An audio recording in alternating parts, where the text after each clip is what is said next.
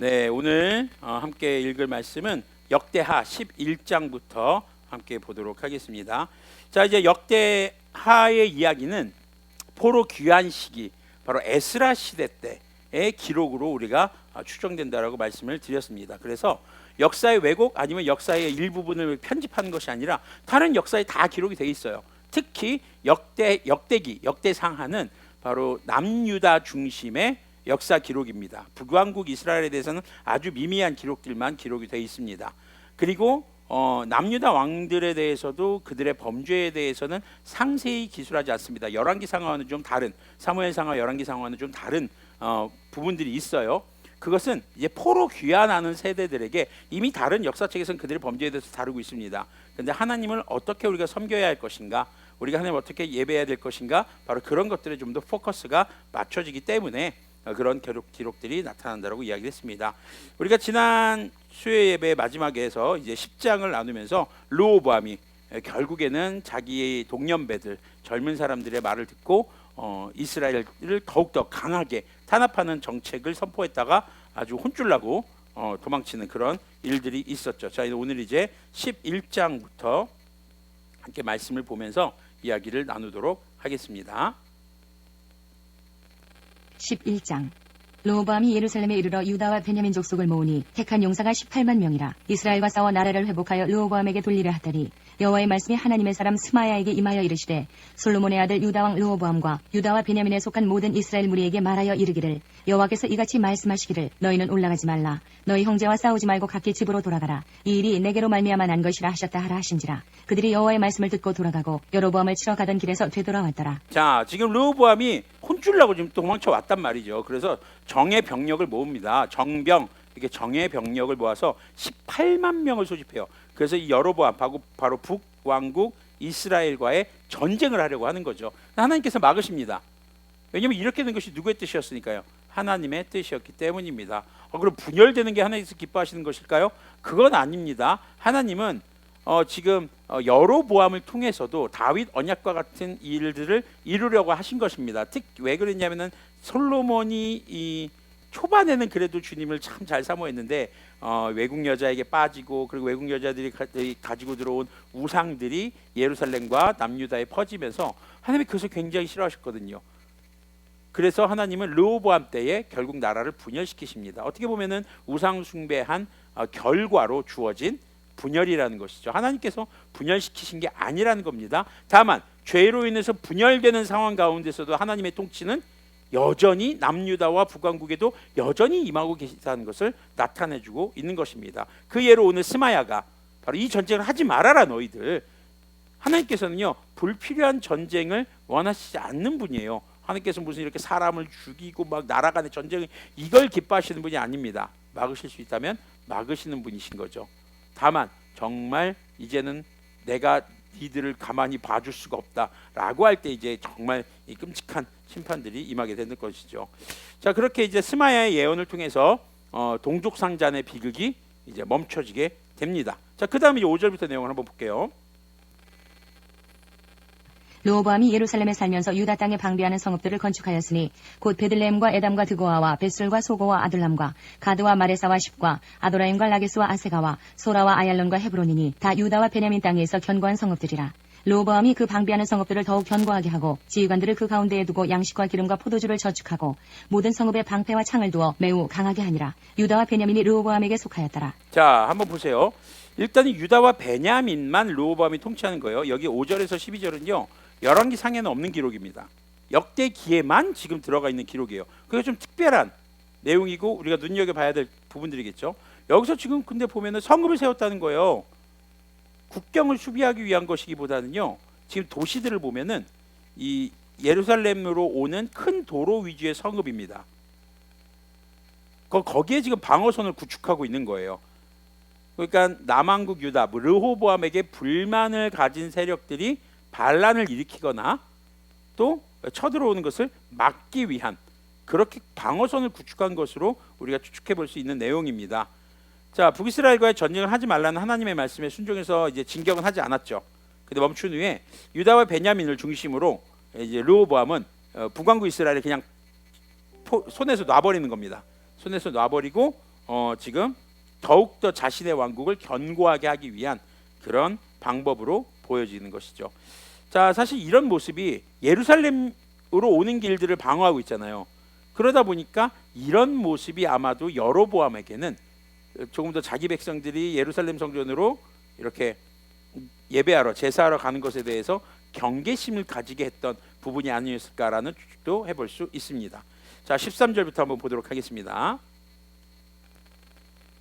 온 이스라엘의 제사장들과 레위 사람들이 그들의 모든 지방에서부터 르호보암에게 돌아오되. 자, 이스라엘, 여기서 이스라엘은 이제 북왕국을 말합니다. 북이스라엘에 있던 제사장과 레위 사람들이 모두 남쪽으로 내려왔어요. 왜 그랬을까요? 여로보암의 정책이 어땠어요? 금송아지 세워놓고 누구든지 제사장 하고 싶은 사람, 자원하는 사람을 제사장으로 세워요. 절기도 바꿔버렸어요. 그러니까 제사장들과 레위 사람들이 보기에 그것은 하나님의 말씀에 전혀 맞지 않아요. 그리고 그들이 설 자리를 빼앗아 버린 겁니다. 그래서 그들이 이 성전이 있는 남왕국으로 대거 이제 내려오는, 어떻게 보면 이제 분단 사태에서 망명을 하는 그런 상황이 이어지게 된 것이죠. 레위 사람들이 자기들의 마을들과 산업을 떠나 유다와 예루살렘에 이르렀으니 이는. 자, 산업이라는 건요 목장입니다. 레위 사람들도 가축을 기르고 살 수 있는 그런 땅과 목장과 소유지가 있었어요. 근데 그것을 다 버리고 왔다라는 거예요. 지금 이게 굉장히 시사하는 바가 큰 거죠. 계속 한번 읽어보면서 얘기할게요. 는 여로보암과 그의 아들들이 그들을 해임하여 여호와께 제사장의 직분을 행하지 못하게 하고, 여로보암이 여러 산당과 순념소 우상과 자기가 만든 송아지 우상을 위하여 친히 제사장들을 세움이라. 이스라엘 모든 지파 중에 마음을 굳게 하여 이스라엘의 하나님 여호와를 찾는 자들이 레위 사람들을 따라 예루살렘에 이르러 그들의 조상들의 하나님 여호와께 제사하고자 한지라. 그러므로 3년 동안 유다 나라를 도와 솔로몬의 아들 르호보암을 강성하게 하였으니 이는 무리가 3년 동안을 다윗과 솔로몬의 길로 행하였습니다라. 자, 3년 동안 다윗과 솔로몬의 본을 삼아서 살았다. 딱 3년만 정해놓고 한 것이 아니라 3년은 그래도 참 르호보암이 하나님을 잘 섬겼다는 것으로 우리가 이해할 수 있겠습니다. 자, 지금 이제 기록을 보면은 뭐예요? 금송아지 섬기는 것, 그리고 그들을 해임시켜 버렸어요. 제사장직에서. 왜요? 유다와 동일한 율법으로 하기에는 여로보암이 싫었던 거죠. 유다를 따라가다가는 자기 백성들이 예루살렘 성전으로 갔다가 돌아오지 않는, 그렇게 자기의 왕권이 약해질 것 같은 두려움에 사로잡혔기 때문입니다. 자, 그래서 지금 제사장들과 레위 지파들이 내려온 거죠. 자, 이 기록이 왜 이 시점에서 중요한 것일까요? 포로 귀환 시기에서 에스라, 우리가 말씀의 거를 통해서 묵상했었잖아요. 그때 에스라가 2차 포로 귀환을 돌아가려고 하는데 누가 없어요? 레위 지파가 없어요. 제사장이 제사를 드릴 때 레위 지파가 어떤 역할을 해야 됩니까? 도와줘야 돼요. 레위 지파가 없으면 제사를 섬길 수가 없어요. 하나님을 섬길 수가. 그래서 레위 지파를 찾아 모으죠. 지금요, 레위 지파와 제사장들이 자기의 모든 소유, 자기가 살던 곳을 버리고 뭐 하러 왔다? 예배를 하러 왔다. 그들에게 있어서 중요한 것은 뭐였다? 주님을 온전하게 섬기는 것이었다. 당시 바벨론의 포로로 잡혀가서 살던 레위의 후손과 아론의 후손들에게 그냥 이곳에서 안주하는 것이 그들의 삶의 목적이 아니라, 지금 이곳은 우리가 잠시 과거 우리 조상들의 죄 때문에 유배해 온 것뿐이다. 우리가 진정으로 돌아가서 해야 될 일, 특히 제사장과 레위 지파 당신들이 해야 될 일은 주님을 섬기는 것입니다. 그것이 어떻게 보면 동기부여가 될 수 있는 그런 기록들이 아닐까 하는 것이죠. 사실 르호보암은요, 여기서 내용만 보면은 하나님을 잘 섬긴 것은 몇 년밖에 안 됐어요? 3년밖에는 안 됐던 것이죠. 그러니까 르호보암에게서는 사실 뭔가 배우고 얻을 게 없어요. 하지만 남유다의 역사였어요. 다윗 왕조의 후손이었던 거죠. 그 역사를 빼놓을 수는 없죠. 다만 레위 지파와 제사장들이 어떤 결단을 하고 어떤 이동을 했는가, 이런 것이 굉장히 여기서 중요한, 당시 포로 귀환 세대에게 중요한 동기부여를 제공했을 것으로 우리가 볼 수 있겠죠. 자, 18절부터 내용을 계속 보겠습니다. 르호보암이 다윗의 아들 여리못의 딸 마할랏을 아내로 삼았으니 마할랏은 이새의 아들 엘리압의 딸 아비하일의 소생이라. 그가 아들들 곧 여우수와 스마랴와 사함을 낳았으며 그 후에 압살롬의 딸 마아가에게 장가들었더니 그가 아비야와 아떼와 시사와 슬로밋을 낳았더라. 르호보암은 아내 18명과 첩 60명을 거느려 아들 28명과 딸 60명을 낳았으나 압살롬의 딸 마아가를 모든 첫첩보다 더 사랑하여 르호보암은 마아가의 아들 아비야를 후계자로 세웠으니 이는 그의 형제들 가운데 지도자로 삼아 왕으로 세우고자 함이었더라. 르호보암이 지혜롭게 행하여 그의 모든 아들을 유다와 베냐민의 온 땅 모든 견고한 성읍에 흩어 살게 하고 양식을 후히 주고 아내를 많이 구하여 주었더라. 자, 여기서 르호보암이 지혜롭게 행했다라고 23절에 나오죠. 이거 오해하면 안 됩니다. 하나님 앞에서 지혜로웠던 게 아닙니다. 르호보암은 어떤 것에 지혜롭게 행한 걸까요? 자기의 왕권을 견고하게 하는 것에서요. 르호보암이 겪은 사건이 뭐였어요? 북왕국 이스라엘 백성들이 자신을 버리는 거였죠. 배반하는 것이었어요. 반기를 들었단 말이죠. 그래서 남유다 지방 행정구역을 조직하고 그곳에 누구를 앉히는 거예요? 자기 아들들. 아들들이 지금 많잖아요. 아들이 28명이에요. 그들을 각 지역 통수권자로 세웁니다. 그렇게 함으로써 자기 왕권의 강화 그리고 반란을 미연에 방지하는 그런 정치적인 움직임이었던 것이죠. 사실 르호보암의 내용을 읽어보다 보면요, 하나님께 여쭈었다, 하나님의 뜻을 구했다, 하나님의 뜻을 따라 행했다 없어요. 사실 그런 내용이. 그러니까 여기서 슬기롭게 행했다, 지혜롭게 행했다라는 것이 뭐 하나님의 말씀대로 행했다라고 판단하시는 것은 우리가 속단하는 겁니다. 그래서 자신의 왕권을 강화시키는 거죠. 자, 여로보암의 사실 제안을 제안을 들었을 때 여로보암이 어떻게 했습니까? 좀 노역을 줄여주십시오. 그러면 이 모든 백성이 왕을 다윗 왕과 솔로몬 왕을 섬길 것입니다. 그런데요, 그가 결정을 할 때 하나님을 경외한다던가 하나님께 기도했다던가 하나님께 엽죽지 않습니다. 그는 딱 두 부류에게 붙습니다. 선왕, 바로 솔로몬 왕의 고문관들, 이렇게 조언자들, 장로들에게 묻고 자기 동년배들에게 묻죠. 하나님께는 묻지 않았던 그런 모습이 나타납니다. 사실요, 그래도 하나님을 그나마 그래도 좀 섬겼던 솔로몬 시대의 그 장로들, 나이 많은 그 신하들의 이 조언을 들었다면, 그대로 선택했다면 아마 이렇게 이런 일들이 없었을 수 있겠죠. 지금 르호보암은요, 여전히 자신의 권력, 왕실의 권력, 자신의 이익, 이것이 가장 중요한 삶의 가치관으로 지금 여기고 있는 것을 볼 수 있는 내용입니다. 다윗의 중심에는 항상 주 하나님이 계셨어요. 그래서 주님께서 명하신 대로 주님의 말씀대로 행합니다. 우리가 사무엘서를 읽다 보면요, 재밌는 게 다윗이 하나님의 말씀대로 행해요. 도망치면서도, 사울에게 쫓기면서도, 또 블레셋에게 망명했다가도 하나님의 말씀대로 삽니다. 그럼요, 우리가 일반적으로 흔히 우리가 오해하는 부분이 뭐냐면, 하나님의 말씀대로 하면 일이 다 잘 풀려야지. 근데요, 다윗은 꼬이고 계속 꼬여요. 하나님의 말씀대로 사는데도 계속 꼬여요. 그럼요, 하나님의 말씀대로 살아도 인생이 꼬일 수 있다라는 겁니다. 내 마음대로 되는 것이 아니라는 거죠. 하지만 결국에 다윗은 끝까지 어떤 상황에서도 자신의 이익을 위해서가 아니라 주님의 말씀에 순종하는 것 자체가 다윗의 삶의 목적이었고 삶의 아주 중요한 원칙이었어요. 그것이 다윗의 가치관이고 신앙관이었던 것이죠. 그랬을 때 영원한 언약인 다윗 왕조의 언약, 그 지난번에도 말씀드렸습니다. 내 왕조는 영원할 것이다. 후손들이 계속 쭉쭉쭉쭉 나온다. 그러면 확인할 길이 없어요. 영원할 것이다. 주님께서 다윗 왕조, 너의 왕조는 영원할 것이다 못 박았죠. 그 얘기는 뭡니까? 이미 영원한 것으로 끝난 얘기예요. 그러려면 그 언약이 성취되려면 무밖에 없어요. 영원히 죽지 않는 누군가가 다윗의 후손에서 왕으로 서야 된다는 것이죠. 그 언약의 진정한 의미를 깨달은 다윗은 부활신앙의 소유자가 되게 됩니다. 다윗은요, 바로 그 주님의 언약이 가장 중요한 가치관이었던 사람인 것이죠. 근데 르호보암은요, 그냥 자신이 가진 기득권, 이 세상에서의 누리는 그 알량한 권력과 부, 이것을 지키는 게 그의 가치관이자 그의 삶의 인생관이 되었던 것이죠. 자, 이렇게 역대기의 기록자는 우리가 추정하는 것은 에스라로 추정하죠. 이렇게 지금 르호보암의 이런 모습이 나중에는 결국 심판에 이를 수밖에 없는 그런 것을 이야기해주고 있습니다. 자, 우리가 앞서서 열왕기상에서도 읽어봤지만 이때 이제 누가 쳐들어와요? 이집트의 시삭이 쳐들어오죠. 이집트의 시삭 왕 하면 우리가 기억해야 될 게 있습니다. 여로보암에게 하나님의 예언이 임했죠. 이스라엘의 지파를 너에게 떼주겠다. 네가 이제 다윗 언약과 같은 언약을 받게 될 것이다. 그 언약을 언제 여로보암이 받죠?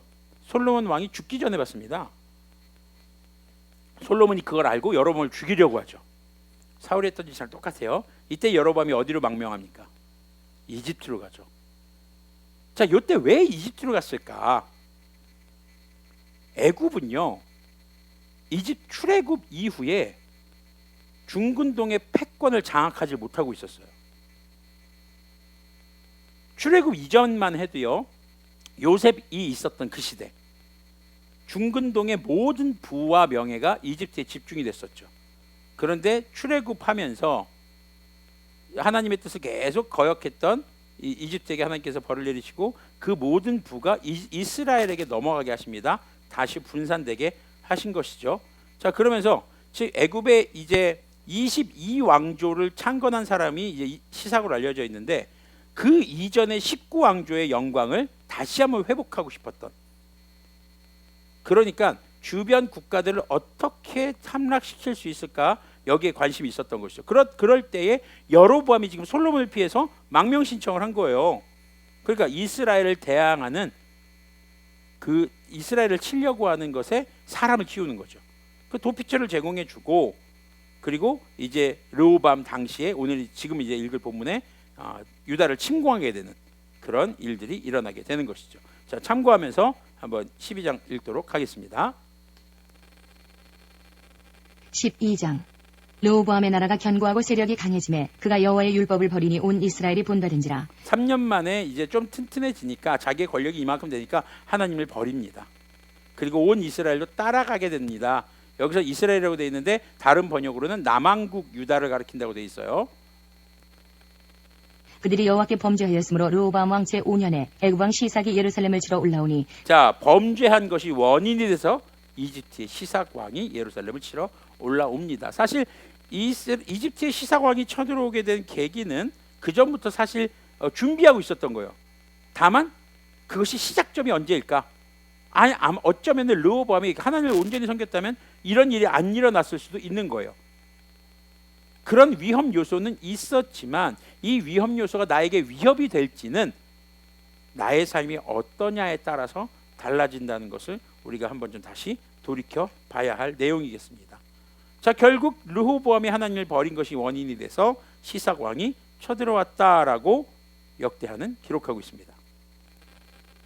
그에게 병거가 1200대요 마병이 6만 명이며 애굽에서 그와 함께 온 백성 곧 리비아와 숲과 구스 사람이 헤아릴 수 없이 많더라. 시삭이 유다의 견고한 성읍들을 빼앗고 예루살렘에 이르니 그때의 유다 방백들이 시삭의 일로 예루살렘에 모였는지라. 선지자 스마야가 르호보암과 방백들에게 나와 이르되 여호와께서 이같이 말씀하시기를 너희가 나를 버렸으므로 나도 너희를 버려 시삭의 손에 넘겨노라 하셨다 한지라. 이에 이스라엘 방백들과 왕이 스스로 겸비하여 이르되 여호와는 의로우시다 하매 여호와께서 그들이 스스로 겸비함을 보신지라. 여호와의 말씀이 스마야에게 임하여 이르시되 그들이 스스로 겸비하였으니 내가 멸하지 아니하고 저희를 조금 구원하여 나의 노를 시삭의 손을 통하여 예루살렘에 쏟지 아니하리라. 조금 구원하여, 얘기 뭐냐면 표준세 번역은 가까스로 구원을 받게 하겠다. 겸비하여라는 말은 뭘까요? 잘못을 뉘우치는 것, 회개를 말합니다. 하나님께서는 지금 이렇게 심판하실 때 사실 예수님께서 다시 오시기 전에 우리의 삶에 오는 심판이 있을 수 있습니다. 근데 오해하지 마세요. 내게 안 좋은 일이 다 심판은 아닐 수도 있습니다. 다윗과 같이 하나님의 뜻을 행하는데 어려움이 생길 수 있어요. 이건 하나님의 심판이 아니죠. 오히려 주변의 악한 일로 인해서 믿음의 사람이 힘들어하는 것이고요. 지금 이런 상황들은 하나님의 심판이에요. 근데 예수님이 다시 오시기 전에 이 땅에서의 심판은 하나님께서 원하시는 게 분명히 있다는 겁니다. 그 첫 번째가 뭡니까? 회개라는 것이죠. 다윗이 하나님의 뜻을 행할 때도 오는 고난에서는 하나님께서 원하시는 건 뭐예요? 그럼에도 불구하고 주님의 말씀에 순종하는 다윗의 태도였던 것이고, 삶의 자세. 그리고 이런 상황에서는 회개를 원하셨던 것입니다. 그렇게 회개하니까 조금 구원하겠다, 가까스로 구원받게 하겠다. 이거 니네 지금 회개 안 했으면 다 죽을 뻔했어. 이거죠 지금. 자, 하나님께 지금 이 역경이 왔을 때 돌이킨 겁니다. 회개했습니다. 그러나 그들이 시삭의 종이 되어 나를 섬기는 것과 세상 나라들을 섬기는 것이 어떠한지 알게 되리라 하셨더라. 애굽 자, 이게 뭐예요? 그렇지만 시삭의 종이 되어 보아야 나를 섬기는 것과 세상 나라를 섬기는 것이 어떻게 다른지 깨닫게 될 것이다. 하나님을 섬기는 것이 오히려 더 낫다. 그것이 복된 것이다. 세상 왕들을 섬기면 어떻게 돼요? 다 뺏기고 만다니네. 어떻게 되는지 한번 봐라. 하나님의 구원은 하셨지만 그들의 죄에 대한 대가는 치르게 하시는 내용이 나온 것이죠. 왕 시삭이 올라와서 예루살렘을 치고 여호와의 전 보물과 왕궁의 보물을 모두 빼앗고 솔로몬이 만든 금 방패도 빼앗은지라. 르호보암 왕이 그 대신에 노수로 방패를 만들어 국문을 지키는 경호 책임자들의 손에 맡김에 왕이 여호와의 전에 들어갈 때마다 경호하는 자가 그 방패를 들고 갔다가 경호실로 도로 가져갔더라. 르호보암이 스스로 겸비하였고 유다의 선한 일도 있으므로 여호와께서 노를 돌이키사 다 멸하지 아니하셨더라. 르호보암 왕은 예루살렘에서 자, 그래서 다시 이제 유다가 조금 살만해지게 됩니다. 사실 솔로몬 시대 때 모든 부가 이제 다시 어디로 간 거예요? 이집트로 간 거예요. 다 뺏긴 거예요. 금방패만 뺏겼던 게 아닙니다. 솔로몬 시대 때 모든 부가 다 쪼개져서 이제 나눠지게 되는 것이죠. 그리고 르호보암이 왕으로 남유다 왕국의 왕으로 되고 나서 이제 방어성을 구축했잖아요. 그게 지금 시삭 왕의 공격으로 싹 다 무너지는 거예요. 그러니까 내가 생각할 때는 이것이 최선의 방법이고 이것이 내 삶을 지키는 것이고 라는 것을 여러 요소들을 배치합니다. 그런데 하나님께 범죄하고 나서 하나님이 한번 치시면 그게 다 어떻게 되는 거예요? 사라지고 마는. 그냥 열심히 성읍을 세우고 방어선을 구축했고 자기 아들들을 다 세워가지고 왕권을 강화시켰고 이제 좀 살만하다. 아, 평안하다. 그래서 하나님을 떠났어요. 그랬더니 그 모든 게 싹 다 사라지는 그런 일들을 겪게 되는 것이죠. 자, 그리고 이제 이 회개한 것 같습니다. 근데 그 다음에 이제 내용을 한번 볼게요. 13절부터 이제 르호보암의 통치에 대해서 요약이 나옵니다. 스스로 세력을 굳게 하여 다스리니라. 르호보암이 왕위에 오를 때의 나이가 41세라. 예루살렘 곧 여호와께서 이스라엘의 모든 지파 중에서 택하여 그의 이름을 두신 성에서 17년 동안 다스리니라. 르호보암의 어머니의 이름은 나아마여 암몬 여인이더라. 자, 이 기록이 굉장히 중요합니다. 일단은 예루살렘에서 17년간 다스립니다. 근데 예루살렘의 가치가 뭐예요? 예루살렘의 의미. 이스라엘 모든 지파 가운데서 택하여 당신의 이름, 바로 주님의 이름을 두신 도성, 성전이 있는 곳이었다는 것이죠.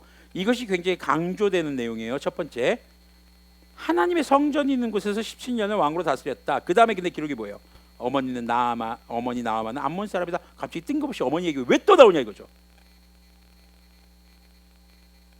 르호보암이 하나님의 뜻을 따랐다. 그 후에 이렇게 어떻게 하나님 왕들의 역사에 보면요, 하나님의 그가 하나님의 길을 따랐다, 선했다, 율법을 따랐다 없어요.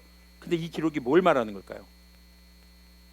암몬의 우상을 어머니를 따라서 섬겼다라는 것을 지금 표현하고 있는 그런 내용입니다. 르호보암이요, 결국에는 사실 하나님을 떠나게 됐던 계기가 누구 때문이었다는 거예요? 어머니요, 암몬 여인이었던 나아마라는 엄마 때문입니다.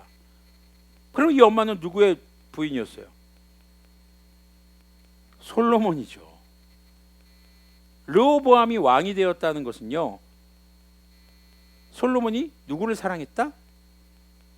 나아마를 사랑했다. 외국 여인을 좋아했던 솔로몬의 그 죄의 결과가 결국 그 자녀가 결국에는 하나님을 떠나게 만드는 그런 계기를 제공하게 됩니다. 이 물론 부모 탓으로 돌리면 안 됩니다. 결국 르호보암이 선택한 거니까요. 하지만 주변 환경 무시할 수 없거든요. 물론 성경에서는요, 부모님이 믿음이 없어도 잘 통치했던 왕들이 있었어요. 하나님의 뜻을 따라서. 근데 주변에 누구의 영향을 받느냐가 상당히 중요하거든요. 지금 르호보암은 어머니의 영향을 많이 받았던 것이죠. 계속 보겠습니다. 르호보암이 악을 행하였으니 이는 그가 여호와를 구하는 마음을 굳게 하지 아니함이었더라. 르호보암의 처음부터 끝까지의 행적은 선지자 스마야와 선견자 이도의 족보책에 기록되지 아니하였느냐. 르호보암과 여로보암 사이에 항상 전쟁이 있으니라. 르호보암이 그의 조상들과 함께 누움에 다윗성에 장사되고 그의 아들 아비야가 그를 대신하여 왕이 되니라. 자, 여기서도 보면 르호보암이 사랑했던 여인의 아들이 왕이 되는 거죠. 자, 지금 여기서 이렇게 암몬 사람이다 하고 나서 14절의 시작이 르호보암은 주님의 뜻을 찾는 일에 마음을 쓰지 않고 악한 일을 하였다라고 세번역은 번역하고 있습니다. 자, 르호보암에 대한 평가는 바로 이것으로 알 수 있는 것이죠. 예루살렘은 첫 번째 하나님이 계신 도성이다. 하나님이 백성들과 함께하기 위해서 그 이름을 두신 도성이다. 그곳에서 왕 노릇하면서 결국에는 하나님을 올바로 섬기지 않았다라는 것이 르호보암 왕의 통치에 대한 최종 평가인 것입니다. 우리가 주님 앞에 섰을 때 우리는 우리의 삶을 어떻게 평가할 것인가? 하나님께서 우리를 어떻게 평가하실 것이고 바라보실 것인가? 지금 여러분들이 이 말씀을 듣고 있고 성경을 읽고 있고 살아계시다면 아직 돌이킬 기회가 있습니다.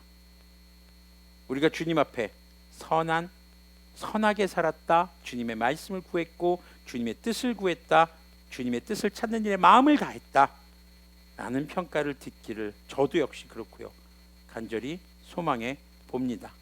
자, 결국 이 르호보암 시대는 이렇게 모든 것을 빼앗기고 솔로몬 왕이 때 사실 누린 것은 누구의 은혜 때문이었, 누구의 이 사실 믿음 때문이었습니까? 솔로몬의 믿음이라기보다는 다윗의 믿음이었던 것이죠. 근데 그것이 이제 3대까지 전해지지 못했어요. 자, 이 10장에서 10장, 11장, 12장 여기 내용을 한번 좀 정리해 보면은요. 자, 르호보암의 행적입니다. 르호보암이 어떻게 살았는가? 첫 번째는요, 10장 내용을 보면은 결국에는 이제 왕국의 분열을 초래한 사람이 바로 르호보암이다. 하나님을 의지하지 않았기 때문이다. 자기 동년배들 내 귀에 듣기 좋은 말을 의지할 때 결국에는 나라가 분열되는 일이 나타나는 것이죠. 자, 그리고 두 번째 11장에서는요, 르호보암이 이렇게 나라를 방어하기 위해서 세운 요새들, 그리고 왕실을 지키기 위한 성읍을 건설하는 것, 결국 하나님을 의지하지 않았던 모습, 하나님을 찾지 않았던 모습, 이것에 대해서 우리가 돌아볼 수 있는 내용이 될 수 있겠죠. 그리고 12장에서는요, 르호보암이 하나님의 말씀을 버리고 이제 애굽왕 시상의 침입과 성전과 왕실이 이제 전부 다 털려요. 다 뺏기죠. 그런 벌을 받게 되는 것을 봅니다. 회개를 하긴 하지만 결국에는 그 회개가 오래가지 못했고 하나님의 뜻을 구하지 못했던 그런 모습으로 우리가 볼 수 있겠습니다. 자, 13장의 내용까지 같이 한번 보면서 또 이야기를 나누도록 하겠습니다. 13장. 여로보암 왕 18째 해에 아비야가 유다의 왕이 되고 예루살렘에서 3년 동안 다스리니라. 그의 어머니의 이름은 미가야여 기브아 사람 우리엘의 딸이더라. 아비야가 여로보암과 더불어 싸울새 아비야는 싸움에 용감한 군사 40만 명을 택하여 싸움을 준비하였고 여로보암은 큰 용사 80만 명을 택하여 그와 대진한지라. 아비야가 에브라임 산중 스마라임 산 위에 서서 이르되 여로보암과 이스라엘 무리들아 다 들으라. 이스라엘 하나님 여호와께서 소금 언약으로 이스라엘 나라를 영원히 다윗과 그의 자손에게 주신 것을 너희가 알 것 아니냐. 다윗의 아들 솔로몬의 시나 느밧의 아들 여로보암이 일어나 자기의 주를 배반하고 남번꾼과 잡혀가 모여 따름으로 스스로 강하게 되어 솔로몬의 아들 르호보암을 대적하였으나 그때의 르호보암이 어리고 마음이 연약하여 그들의 입을 능히 막지 못하였었느니라. 이제 너희가 또 다윗 자손의 손으로 다스리는 여호와의 나라를 대적하려 하는도다. 너희는 큰 무리요 또 여로보암이 너희를 위하여 신으로 만든 금 송아지들이 너희와 함께 있도다. 너희가 아론 자손인 여호와의 제사장들과 레위 사람들을 쫓아내고 이방 백성들의 풍속을 따라 제사장을 삼지 아니하였느냐. 누구를 막론하고 어린 수송아지 한 마리와 순양 7마리를 끌고 와서 장립을 받고자 하는 자마다 허무한 신들의 제사장이 될 수 있도다. 우리에게는 여호와께서 우리 하나님이 되시니 우리가 그를 배반하지 아니하였고 여호와를 섬기는 제사장들이 있으니 아론의 자손이요 또 레위 사람들이 수종들어 매일 아침 저녁으로 여호와 앞에 번제를 드리며 분향하며 또 깨끗한 상에 진설병을 넣고 또 금등잔대가 있어 그 등에 저녁마다 불을 켜나니 우리는 우리 하나님 여호와의 계명을 지키나 너희는 그를 배반하였느니라. 자, 여기서 보면은요, 아비야가 여로보암의 전쟁에 있어서 지금 뭐를 선포하고 있습니까? 우리의 지금 남유다, 우리의 지금 왕권과 우리가 이렇게 존속하는 이유, 소금 언약이란 말이 뭔지 아세요? 절대 깨질 수 없는 언약. 이게 뭐냐면요, 이 과거에 이 아브라함 때 이게 있었어요. 하나님께서 언약을 맺으실 때 이제 짐승을 둘로 쪼개가지고 그 위를 지나갑니다. 이게 당시의 계약 방법이었어요. 사람들 사이에서 뭐냐면 두 사람이 약속을 했어요. 계약을 맺어요. 짐승을 반으로 쪼갭니다. 손을 잡고 두 사람이 그 위를 지나갑니다. 누구든지 한 사람이 그 약속을 계약을 파기했을 경우는 이 짐승처럼 쪼개져 죽을 것이다. 그래서 절대 깨질 수 없는 언약으로 대명사로 소금 언약으로 알려져 있습니다. 다윗 언약을 지금 강조하고 있는 것이 아비야예요. 그리고 또 지금 남왕국 유다 예루살렘에서의 성전에서 하나님의 말씀을 따라 뭐 하고 있다? 우리는 제사하고 있다, 예배하고 있다. 너희들은 지금 제사장과 레위 지파를 버렸고 또 하나님의 말씀을 떠나서 너희들의 방식대로 지금 하나님을 섬긴다고 하고 있고 금송아지 만들어 놓고 하나님이라고 하자고 있지 않냐. 지금 그 아버지와는 조금 다른 모습이 있죠. 굉장히 이제 하나님의 말씀 중심으로 지금 살아가는 그런 남왕국 유다 아비야 왕의 모습을 지금 볼 수 있는 그런 내용이 될 수 있겠죠. 사실 여기서 좀 보면 우리가 의문으로 생각해 볼 수 있는 게 여로보암이 북왕국 이스라엘의 왕이 된 것은 누구의 뜻이었어요? 하나님의 뜻이었죠. 그런데 여기서 어떻게 평가가 이렇게 나올까요? 르호보암을 배신했다고 나오잖아요. 르호보암이 잘못한 거잖아요. 아비야가 그러면 이런 하나님의 역사를 잘 몰랐던 것일까요? 여로보암이 금송아지를 만들고 제사의 절기를 바꾸고 율법을 안 지키는 순간 그 언약은 어떻게 됐다? 그렇죠. 아까 소금 언약. 왜 소금 언약이 강조되고 있을까?